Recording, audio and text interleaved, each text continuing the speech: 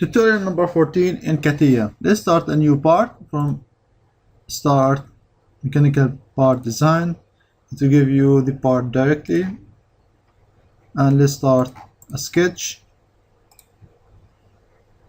and we're going to continue talking about the operation menu chamfer this time. So let's start with a rectangle, and also you can reach to the chamfer tool here in the right side, and the same like the corner types as we used last tutorial. Let's choose the simplest one.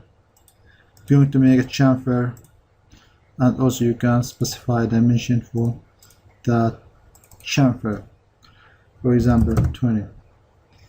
And let's again activate the chamfer, choose this one. I'm going to keep a line. As you notice in the sketch tool, you can also write the dimension for 20, so it kept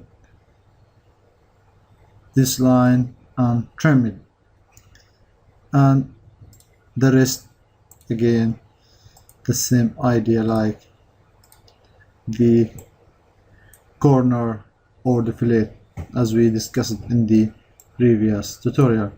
So you can see the previous tutorial, so you will have an idea about all these types of chamfers.